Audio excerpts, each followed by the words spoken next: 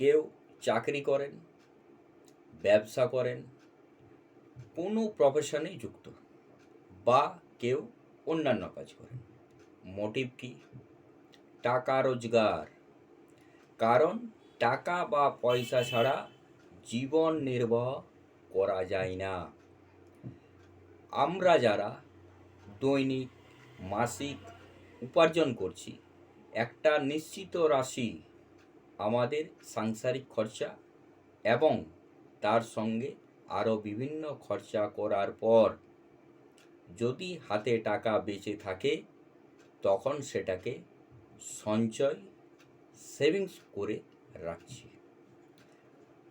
আর এই সেভিংস আমরা বিভিন্নভাবে করে থাকি, কারণ আর্থিক নিরাপত্তা এবং উজ্জ্বল ভবিষ্যতের জন্য।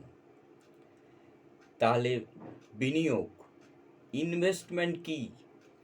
অনেকে মনে করেন সঞ্চয় এবং বিনিয়োগ, ইনভেস্টমেন্ট তো একই জিনিস। কিছু টাকা ব্যাংকে এফডি করে সঞ্চয় করে রাখলাম, যাকে বিনিয়োগও তো বলতে পারি। একেবারেই সঠিক। এই শিক্ষামূলক আলোচনায় আমি বাদল, বিডি লার্নিংয়ে আপনাদের স্বাগত। চ্যানেলটা যদি সাবস্ক্রাইব না করে থাকেন অবশ্যই করবেন, এবং ভিডিও ভালো লাগলে লাইক এবং শেয়ার করতে ভুলবেন না। সঞ্চয় হলো স্বল্প মেয়াদি আর্থিক লক্ষ্য পূরণ করার এবং অপ্রত্যাশিত পরিস্থিতি মোকাবিলা করার জন্য একটা তহবিল।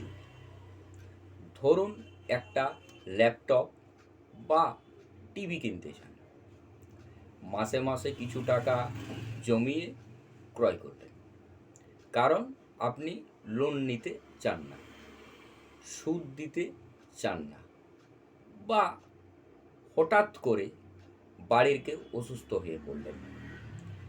সেক্ষেত্রেও সেই সঞ্চয় টাকা থেকে খরচ করলেন, অন্যের কাছে হাত পাততে হলো না।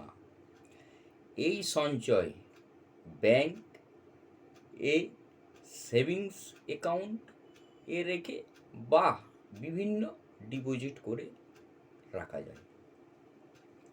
এতে যেমন ঝুঁকি কম, তেমনি সুদ বা রিটার্নও কম।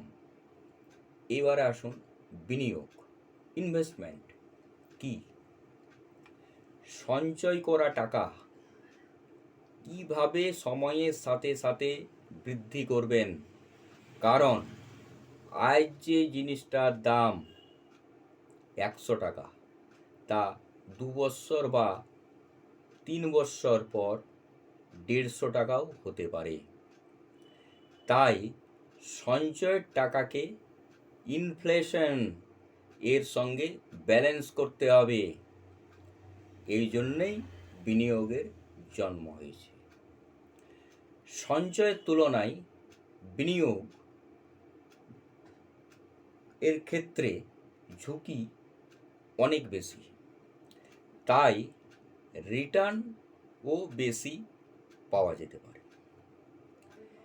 বিনিয়োগ হলো দীর্ঘমেয়াদী আর্থিক লক্ষ্যে পৌঁছানোর একটি উপায়। যেমন ছেলে মেয়েকে উচ্চ শিক্ষা দিতে গেলে বাড়ি ক্রয় করবেন, গাড়ি ক্রয় করবেন, ইত্যাদি ইত্যাদি। আর এই বিনিয়োগ শেয়ার, বন্ড, মিউচুয়াল ফান্ড ইত্যাদিতে হতে পারে। বয়স কম হলে বা থাকলে বিনিয়োগ করার উপর চিন্তা ভাবনা করা যেতে পারে, কিন্তু বয়স বেশি থাকলে সঞ্চয় করাটাই নিরাপদ হতে পারে। নমস্কার, সুস্থ থাকুন, ভালো থাকুন, দেখতে থাকুন বিডি লার্নিং।